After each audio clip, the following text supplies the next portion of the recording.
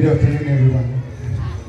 First, my appreciation and gratitude to the oldest president, role model, and idol, Sir Edgar Araya. Our school directress, Ma'am Jeneline Araya. Dear faculty members, teachers, Teacher Emma, Teacher Marjorie, Teacher Lady, Teacher Clyde, Teacher Lovely, Teacher Mark, Teacher Mitch. Wala po akong iwan na. Okay. The distinguished guest speaker. Wala po siya ngayon, pero binabati ko po si Miss Zarina Emmanuel. Napanood ko po siya kanina. Akala ko po si Ma'am. Hindi mo pala. Fellow parents, family members, and the most special achievers today, the graduates. Mga anak, alam ko yung mga parents nyo ay may mga reservations sa labas. May mga nakahandang pagkain sa bahay. Pagpasensyahan niyo po muna. Ngayong araw na ito, nabigyan po ako ng pagkakataon na mag-inspire ng mga bata at mga magulang. This is the third time that I talk to the graduating class of grade 6 pupils. Unang 2 batches sa ngayon, yung mga batang pinagsalitaan ko, mayroong certified public accountants, mayroong nurses, mayroong mga businesswoman, businessmen, marami sa kanilang mga naging professionals. So, dahil special ang batch na ito para sa aking puso, gusto ko pong mangyari din sa mga graduating students na ito, yung mga nakakuha ng inspiration when I talk during their graduation. So mga bata, darating ang panahon, magiging kayong mga professionals. Mayroong magiging sa inyong engineer. Mayroong mapupunta sa larangan ng arts. Mayroong mapupunta sa larangan ng communication. May pupunta sa larangan ng sports. May mga magiging professionals sa iba-ibang larangan. At yun ang inaasahan ko pagdating ng panahon. So pagtiyagaan niyo pong pakinggan po sana ang aking sasabihin ngayong hapon. I would like to touch your lives. I want to make a significant impact to your lives. Dahil ayaw ko pong masayang ang oras na ito. Nabigyan po ako ng pagkakataong magsalita ngayon at ayaw ko po siyang masayang. Ako po ay pag nabigyan ng pagkakataong magbigay ng inspiration, yun po talaga ay ginagamit ko. So sabi ko sa aking asawa, sa kanya po unang nag-message na mag-prepare ng message. Sabi niya sa akin, ako'y iyakin. Baka hindi ako makapagsalita. She can talk also in front of many people. But sabi ko, sige ako nang bahala. So, ilang araw, hindi ko talaga nagagawa yung speech ko. So bago pumasok kanina, bago umalis ng bahay, paparito, ako po yung nagsusulat nitong aking sinulat kanina. Pero sabi ko, Tagalog ang speech ko dahil mas malalapit sa puso ng aking audience yung aking sasabihin. So, maligayang pagsisimula sa bagong kabanata, mga bata. Today, I am blessed because binigyan ako ng pagkakataon nila Ma'am Jane at Sir Edgar na makapagsalita in front of you. Hindi ko inaasahan na mangyayari ito. So, sabi ko hindi ko siya aksayin. So ngayon, this day is all about you, mga graduates. And of course, the parents of the graduates. Pero, bigyan niyo sana ako ng pagkakataon po na magbigay ng isang magandang istorya. Istorya po siya na isang malapit sa aking puso. Tungkol po ito sa isang bata na katulad ninyo. Siya po ay lumaki sa tabing dagat. Ang tatay po niya ay mangingisda. Ang nanay po niya ay talagang sa bahay lang po at nag-aalaga ng pamilya. Pero yung pong kanyang ginawa ay napaka-importante at humubog ng mabuti sa kanilang mga anak. Yung batang yun, siya ay nagmula sa mahirap na pamilya. Meron siyang mga 6 na kapatid. Bali, 7 po silang lahat. Yung batang yun, ika-6 sa mga magkakapatid. Dahil sa kahirapan ng buhay, yung kanyang 6 na kapatid na hindi po nakapag-aaral. Nung panahong yun, ang sabi ng mga kapatid niya sa kanilang mga magulang, tutulong na lang po kami sa inyo dahil kita po namin ang paghihirap niyo. Ngunit yung isang bata sa aking istorya, bata pa lang siya, mulat siya sa kahirapan ng kanyang mga magulang. Kita niya kung papaanong dumadating yung araw na dahil yung tatay niya mangingisda, hindi sigurado ang huli sa dagat. May araw na may huli ang lambat na ikinalat sa dagat, may araw na wala. Bukod doon, ang tatay niya nagsasaka sa hindi nila sariling lupa.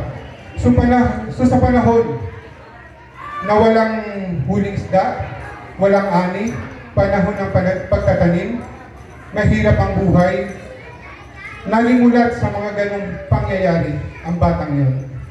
Kaya sa kanyang murang edad, nung siya elementary, mga tutoy, mga nini, siya ay nangarap. Sa batang edad, sinabi niya sa kanyang sarili, paglaki ko, gusto ko yung siguradong may kita buwan-buwan yung aking sarili. Gusto ko siguradong mayroong gagastusin sa araw-araw yung aking mga magulang. Yun ang sabi ng batang yun. Gusto ko hindi dadating yung oras na ako, sabi ng batang yun, ay maghahanap sa mga kapitbahay kung sino pwede magpahiram ng pera. So sa murang edad, sinabi niya, gusto ko paglaki ko, mayroon akong regular na trabaho. Gusto ko paglaki ko, wala akong maging problema sa mga katulad ng nakita ko sa aking mga magulang, sabi ng bata niya. So, fast forward. Grade 6, graduate na valedictorian ng batang yun. Pagdating ng high school, lagi siyang salutatorian. Pagdating ng college, mas lalo niyang naramdaman ang kahirapan. First year college, 1 taon, libre yung kanyang tuition fee. Yun yung sigurado, guaranteed sa mga graduate ng salutatorians. Pagdating ng second semester, matatapos na yung 1-year scholarship ng kanyang universidad. God is good. God provide. Nagkaroon ng opening ang Estonians of Northern California Incorporated ng scholarship. Nag-apply ang batang yun. Natanggap siya. So, guaranteed na yung kanyang pag-aaral mula second year hanggang 4th year college. So, malaking bagay na mayroong nagbigay ng pagkakataon ng batang yun makapag-aaral, makapagtapos. Ngunit sa kabila ng lahat ng yun, mayroong tulong. Pero syempre, hindi kasama yung baon araw-araw, hindi kasama yung mga gastusin sa ibang bagay. Covered ang uniform allowance, book allowance at tuition fee. Pero sa kabila ng lahat, ang Diyos po talaga ay mabuti. Sa pagkakataon ng mahirap, meron silang nahihiraman na pinagsusulitan ng kanilang huling isda. Doon nakakairam muna ng pera ang kanilang mga magulang. So fast forward, nakagraduate ang batang yun with Latin honors. So I'm so proud of him. Kaya gusto ko kayong makakuha ng inspiration sa kanya. So, ano yung mga realizations na pwede natin makuha doon sa pinagdaanan ng batang yun? Ang kailangang matutunan nating mga bata, sa inyong murang edad, dapat malinaw na sa inyo kung anong gusto nyong mangyari sa inyong paglaki. Have a clear vision. And then, work hard. Gawin nyo ang lahat. Mahirap, pero kaya. Yun ang itatanim nyo sa inyong isipan.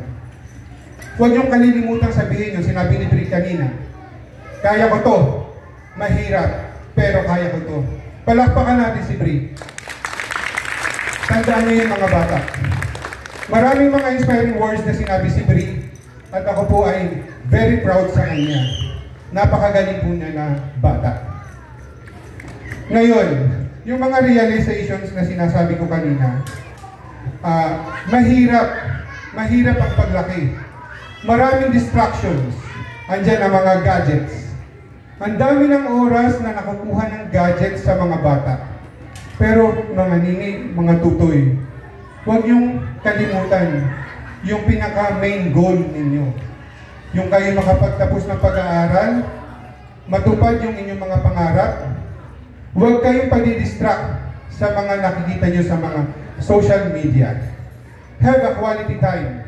Balansihin nyo ang inyong mga oras. Magkaroon kayo ng oras sa inyong mga kaibigan. It's okay to take a break sometime. Hindi sa lahat ng oras kailangan masyado kayong seryoso. Kasi ang alam ko sa istorya ng batang ikinikwento ko kanina, ang buong oras niya, nabigay niya sa pag-aaral. May mga panahon na para sana sa kaibigan, hindi niya nabigay. May mga panahon na para sa mga kasiyahan, hindi niya yun nabigyan ng panahon. So, na masyado siyang na-focus dun sa kabilang side ng pag-aaral. Maganda naman ang nangyari. Maganda ang naging resulta. Pero, sa kanyang pakiramdam, parang may kulang. Parang may hindi siya na-fulfill sa kanyang sarili. So, yung kanyang happiness ay ang tawag doon, na compromise. So, yun yung aral na gusto kong matutunan nyo. Balansehin nyo ang inyong oras. Magkaroon kayo ng quality time sa inyong kaibigan. Magkaroon kayo ng study habits. Magkaroon kayo ng oras sa pag-aaral. Mahalin ninyo ang inyong mga magulang. May mga pagkakataon na masyado kayong magiging abala sa pagtupad ng inyong mga pangarap hanggang hindi nyo mapansin yung mga magulang nyo pala tumatanda na, nagkakasakit na, sa kaabalahan nyo sa inyong mga pansariling kagustuhan. Sana mapansin nyo rin kung ano yung pinaghihirapan ng inyong mga parents. Tingnan nyo sila sa kanilang mga ginagawa. Baka naman sila ay napapagod na. Kailangan din nila ng care na manggagaling sa kanilang mga anak. Mga bata, huwag nyo yung kalilimutan. So, balansin ng lahat. Siyempre, huwag nyong pababayaan ang inyong kalusugan. Ang inyong kalusugan ay totoong kayamanan. Paano ka makakapag-aral ng mabuti kung masama ang iyong pakiramdam? Masakit ang iyong ulo. Malabo ang iyong mga mata dahil sa gadgets. Balansihin nyo ang inyong mga oras. Huwag masyadong tutok sa gadgets. Talagang sasakit ang ulo, lalabo ang mata, so bigyan ng panahon ang pahinga. Pangalagaan ang kalusugan, kumain ng malulusog na pagkain, magkaroon ng exercise, huwag masyadong laging nakaupo lang, magkaroon ng physical activity. Yan yung makakatulong sa pagbalanse ng inyong buhay. May mga distractions na sinasabi ko kanina. Sana pakinggan nyo yung inyong mga magulang. Ang mga magulang nyo ay hindi kayo ililigaw. Sa mabuti lang kayo nila dadalhin. Magtiwala kayo sa inyong mga magulang. Di ba may utos ang Diyos? Ibigin nyo ang inyong ama't ina. Yan yung isang utos na mayroong kasamang pangako. Pag minahal ninyo ang inyong mga magulang, hindi kayo naging palasagot, hindi kayo naging suwel sa kanila, may biyaya ang Panginoon sa mga batang sumusunod at nagmamahal sa mga magulang. Mga bata, nakikinig niyo ba ako, mga graduates? Sana mayroon kayong natutunan sa akin. Sa mga magulang naman, napakarami ng mga pressures na pwede nating harapin. Pressures dun sa ating paligid. Yung dinidikta ng ating environment. Na parang dahil yung ibang tao nag-achieve yung kanilang mga anak, dahil yung ibang tao ang gagaling sa iba-ibang larangan, sana maintindihan po natin na may kanya-kanyang galing ang mga bata. At kung saan sila magaling, doon natin sila suportahan. Yun po ay base sa aking mga na-experience, na-observe, at natutunan sa ibang tao. At base sa mga nakita ko rin sa paligid. So mga magulang, may mga pagkakataon na yung mga anak natin ay nawawalan ng pag-asa sila'y napapagod, parang gusto nilang sumuko. Tayo ang dapat na maging lakas nila. Hindi dapat bulyaw agad ang gagawin sa mga anak. Kailangan nating pakinggan kung ano ba yung kanilang nararamdaman, ano ba yung kanilang naiisip. Kailangan natin maging empathic sa ating mga anak. Kahit hindi tayo magpayo, magilang tayong sounding board ng ating mga anak.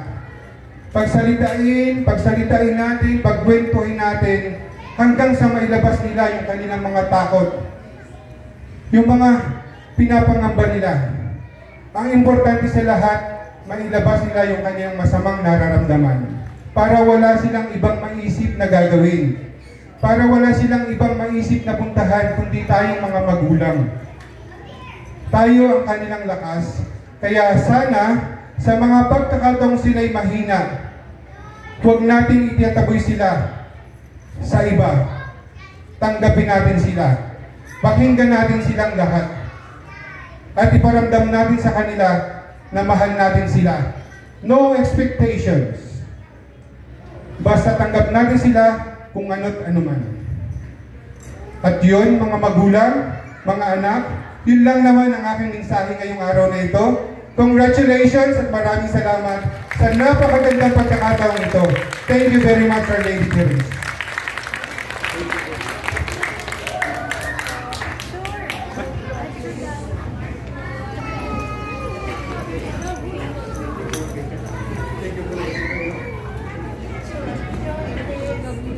Okay.